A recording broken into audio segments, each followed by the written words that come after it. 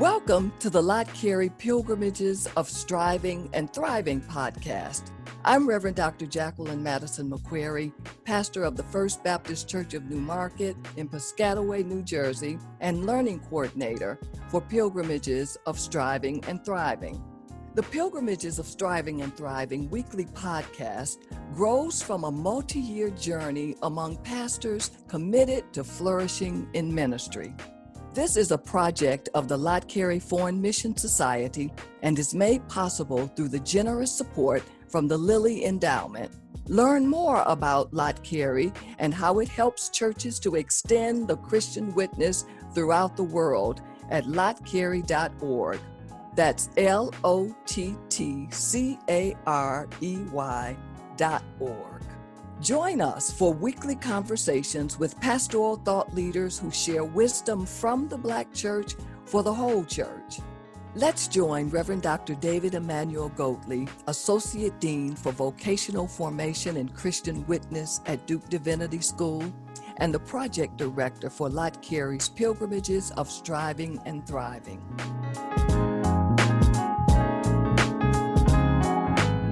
This week, he's in conversation with Reverend Dr. Reginald A. Wells, pastor of the Falling Run Missionary Baptist Church in Fayetteville, North Carolina.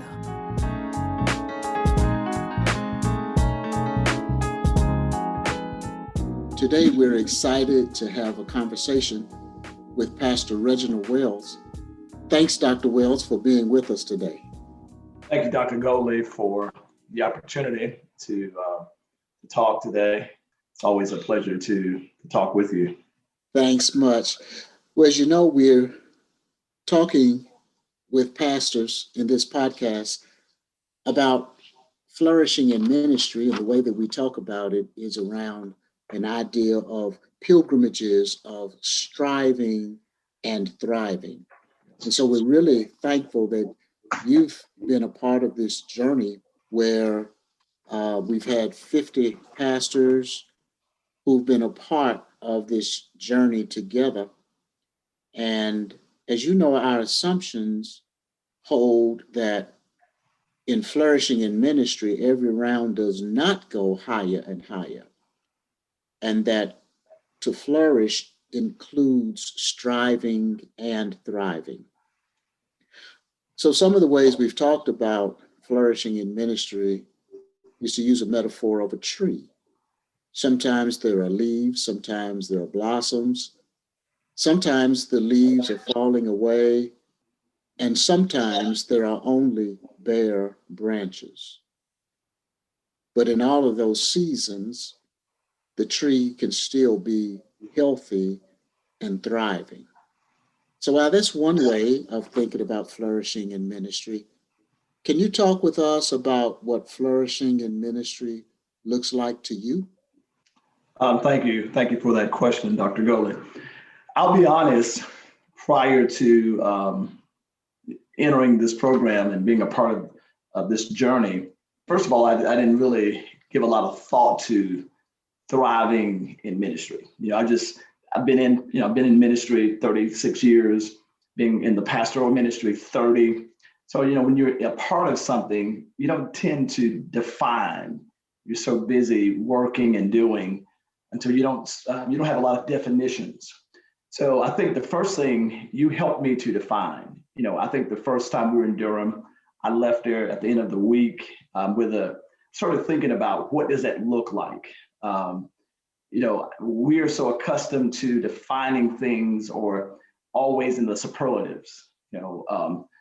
If ministry is not always hitting on 100, or every cylinder is not hitting, we don't think we're doing well.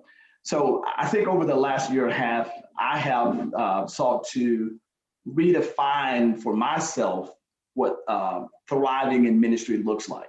So for me, thriving in ministry is being aligned with God. It's an alignment with God, making sure that what I'm doing in my local context, it's being aligned with God, and then creating time for spiritual discipline.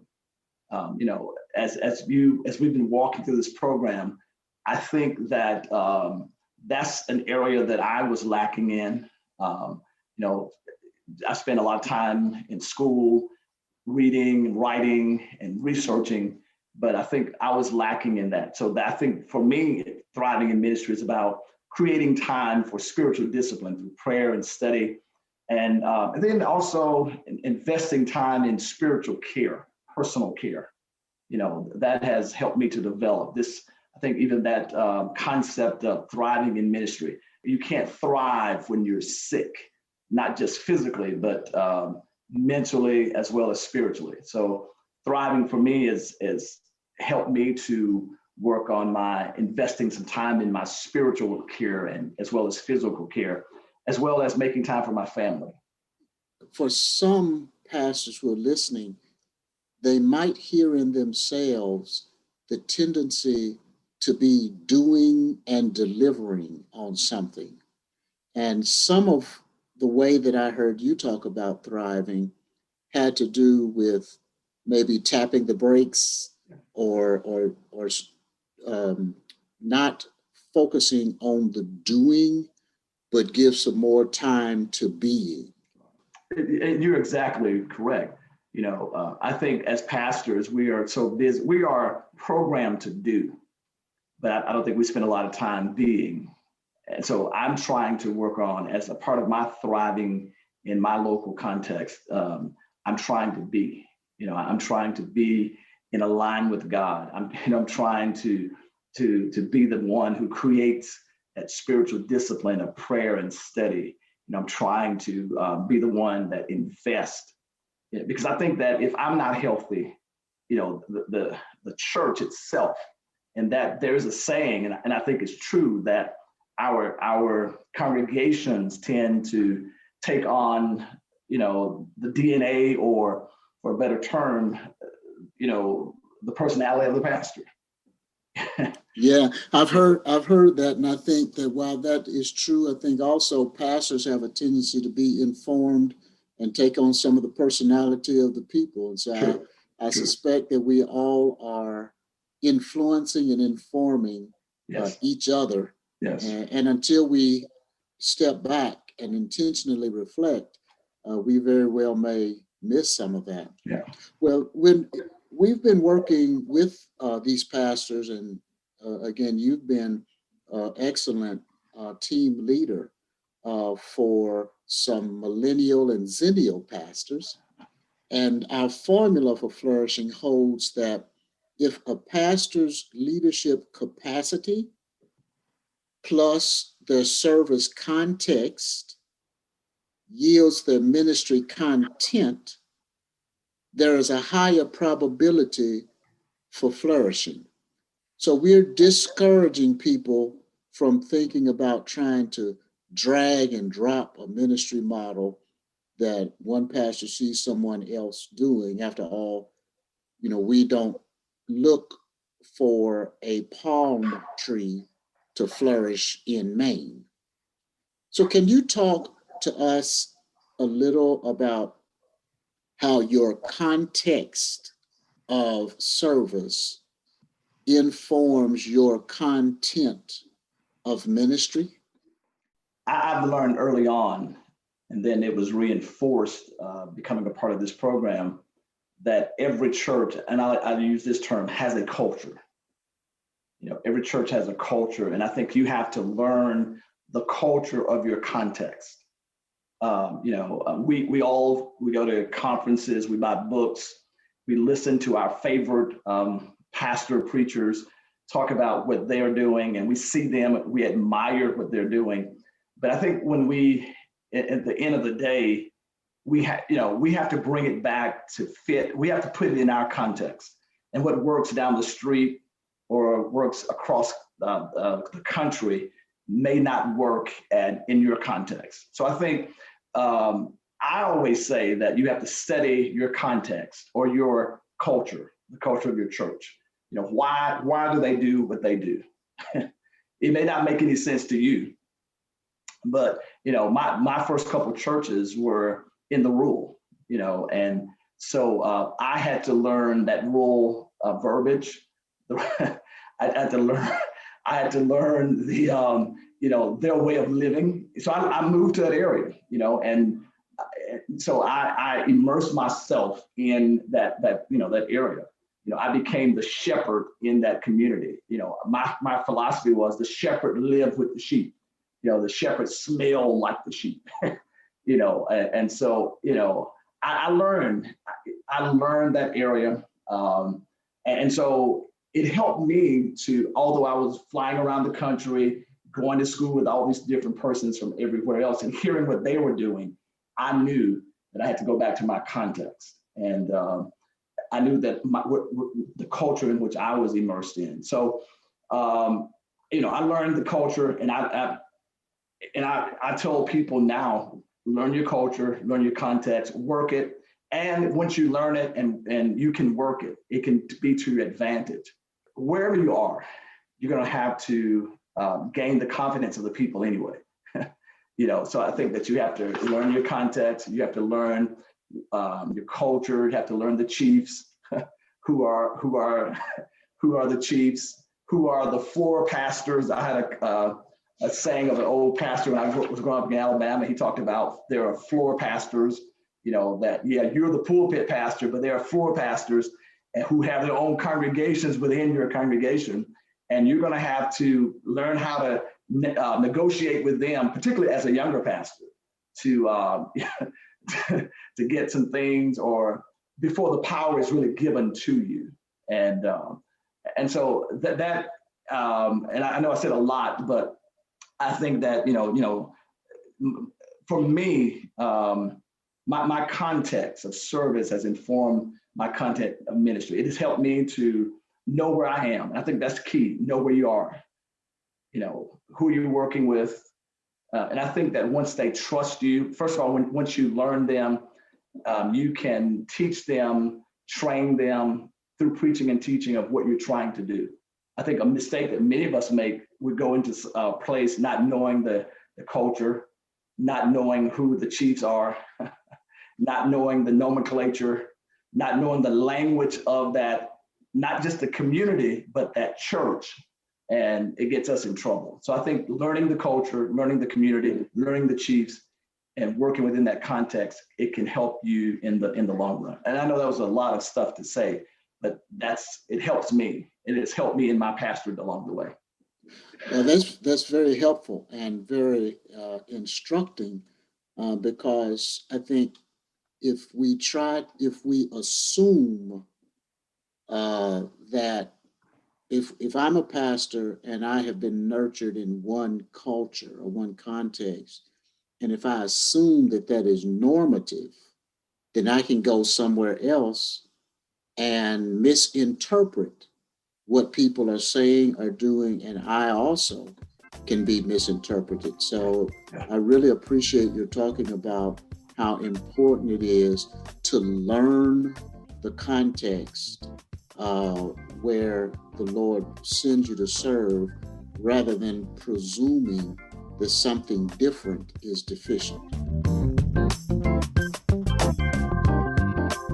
A word to our listeners. Lott Carey's Pilgrimages of Striving and Thriving podcast is funded by the Lilly Endowment through its Thriving in Ministry initiative. We'll be right back with more from the interview.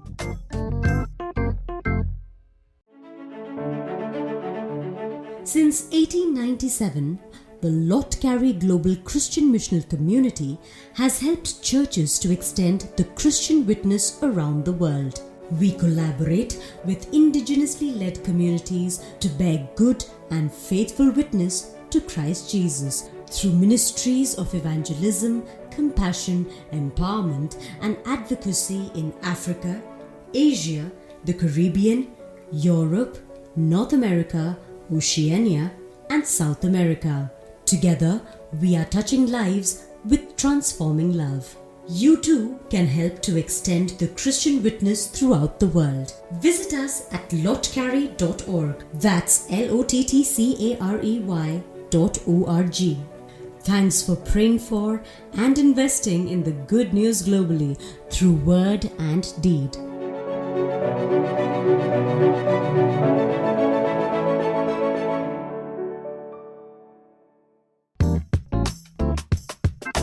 Welcome back to the Lott Carey podcast, Pilgrimages of Striving and Thriving. I'm Reverend Dr. Jacqueline Madison McQuarrie, the Learning Coordinator of Lott Carey's Thriving in Ministry program. Each week in this podcast, my colleague, Reverend Dr. David Emmanuel Goatley, interviews a prominent Black pastoral leader to gain insight for flourishing in ministry. Now back to more of his interview with Reverend Dr. Reginald A. Wells, pastor of the Falling Run Missionary Baptist Church in Fayetteville, North Carolina. Can you talk to us about how the capacity of a pastor contributes to the content of a pastor's ministry? And this could be an example, from your own life or from something that you have witnessed, that all of us have something we can do. And our formula presumes that informs, how the ministry shakes out. You have to bring whatever you have to bear into a context. If you're a people person, utilize that. If you're a person who has the ability to bring factions together, utilize that. I think that it is more than the pulpit moment. I think so often we feel that is the only thing that it is required. That is a portion. But if you're an administrator, utilize that. If you have organizing skills, whatever it is that you have, that you're gifted with, I think you have to utilize that in your context because it will help you along the way. I think you have to know who you are, have to know yourself and your capabilities. Over the years, I know what I'm capable of doing, and I know what I'm not capable of doing. And I'm okay with that. I've learned, and I'm going to talk about that in a few moments. Hopefully we can talk about, I've learned what I can do and what my strengths and my weaknesses. Yeah. Talk to us a little bit about an area of leadership that you have had to develop as a pastor. You just mentioned that you had to learn there's some things that you were good at, some things that you weren't as good at, and that you were okay. I really appreciate you saying it's okay for a pastor to have areas that the pastor is not excelling in or particularly gifted in. So can you talk to us about an area of leadership where you've had to develop as a pastor? Sure. Early on, I was not good at developing other leaders. And I think over the last couple of years, I really thought about it. I've been thinking about that, and I'm still wrestling with that as to why. It could be two things, either my ego or I was afraid. I'll be honest. I want to be totally transparent. Early on in my early pastorate, I didn't do a good job of developing persons. I had people around me who were younger, who I feel now as I look back, I failed them. They were eager. I pulled them in.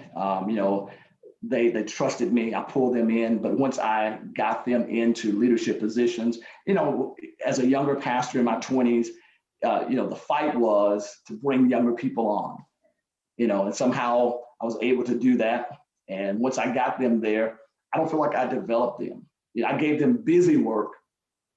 They were busy doing things, but as far as developing them to really become effective leaders, I don't think I did that.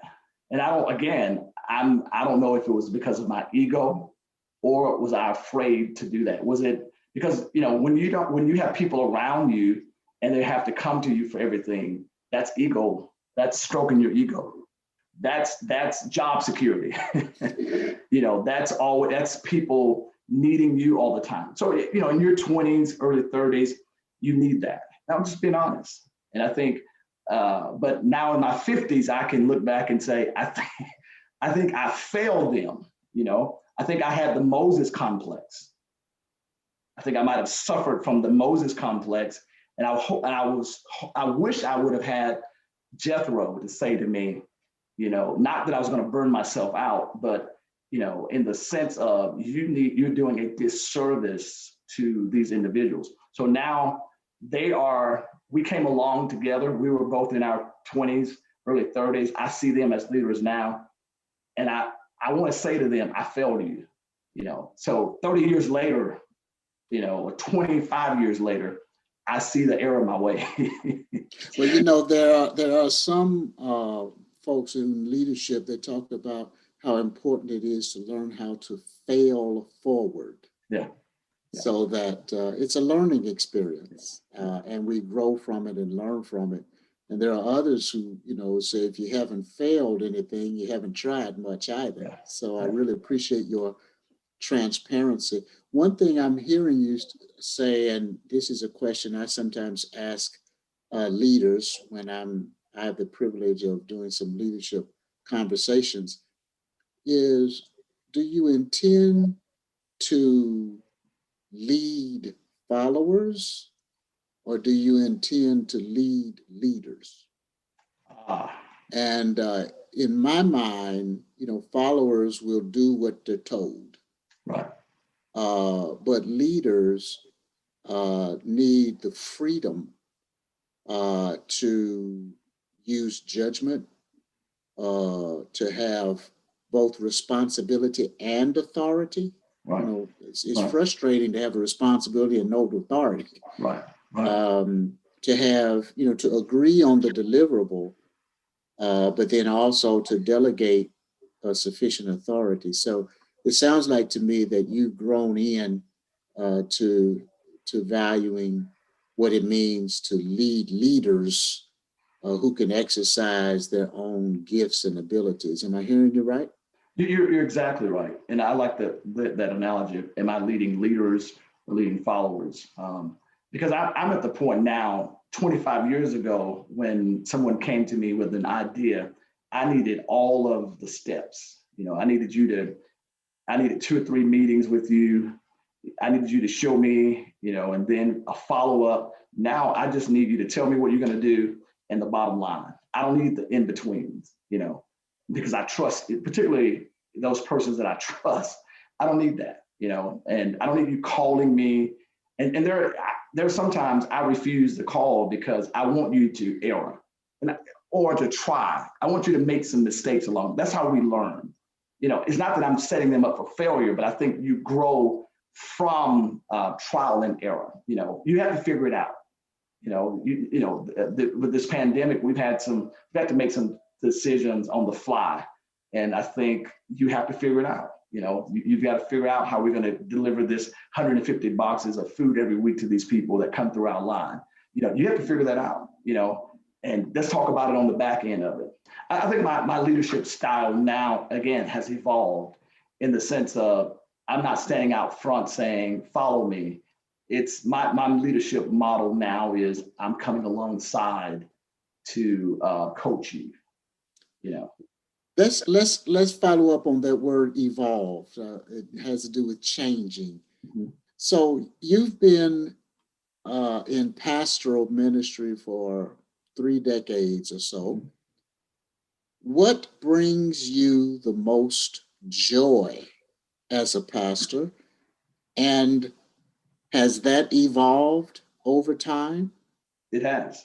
At this point, it is seeing people transformed, their lives transformed, just growing spiritually, but then also seeing leaders develop, gaining their confidence, and then gaining the confidence of the people, gaining their confidence, and then seeing people starting to trust them. That brings me joy, that people trust them. So I think it's for me, early on in ministry, I would be honest, it was about, me getting the accolades.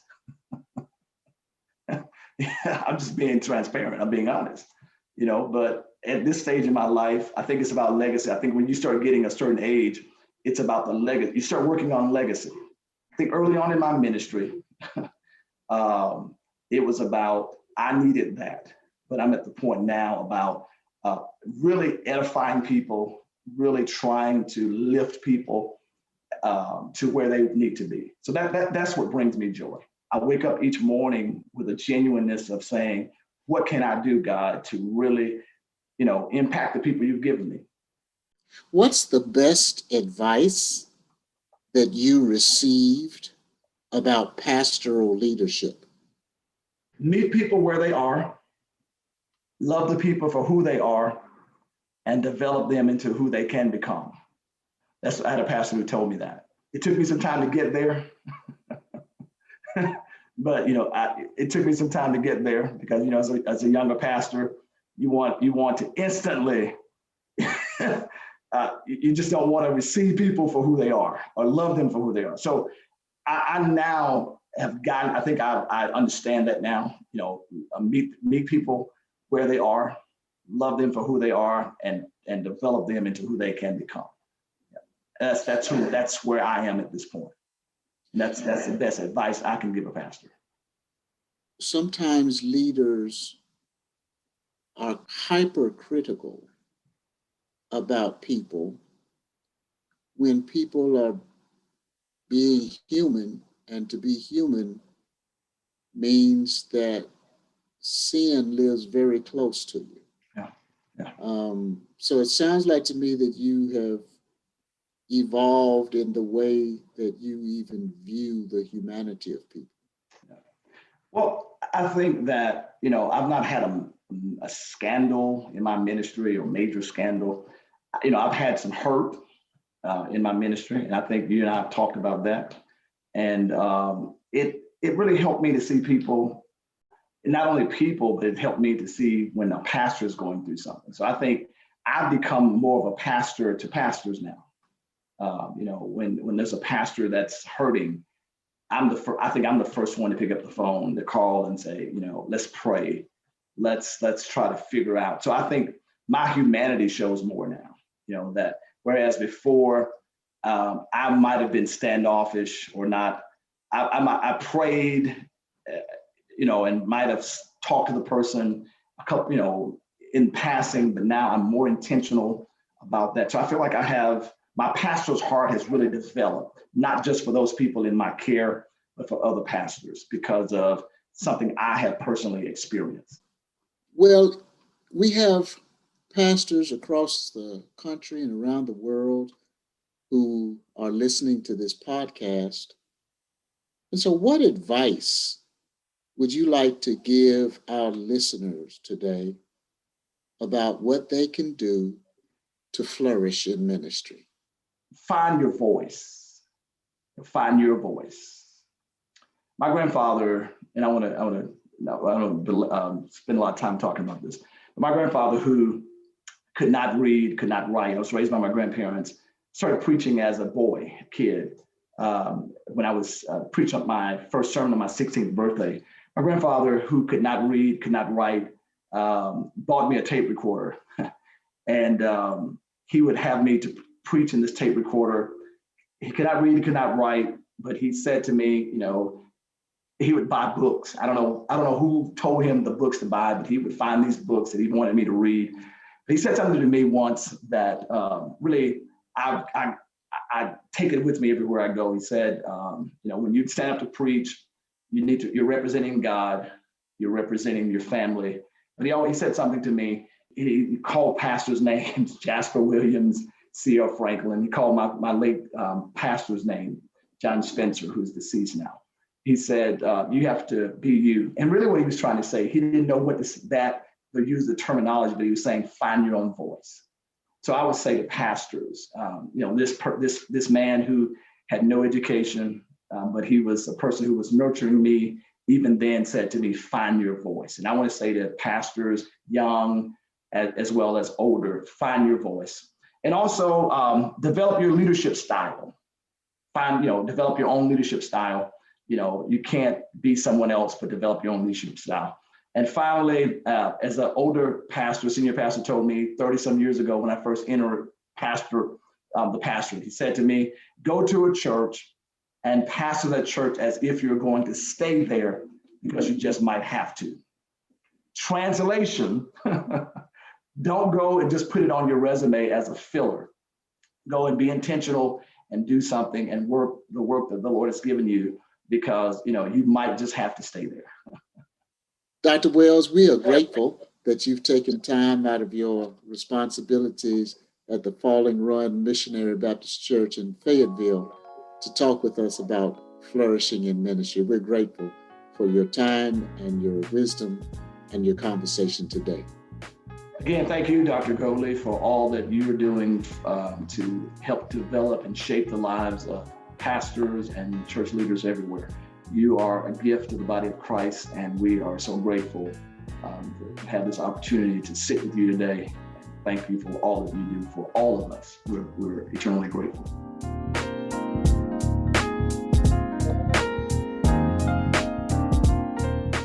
Thank you for joining us today for Pilgrimages of Striving and Thriving, a weekly podcast from Lott Carey as we listen in on conversations with prominent pastoral thought leaders. Join us next week for a conversation with a new guest and fresh insights. Wisdom from the Black Church for the whole church. I'm Reverend Dr. Jacqueline Madison McQuarrie.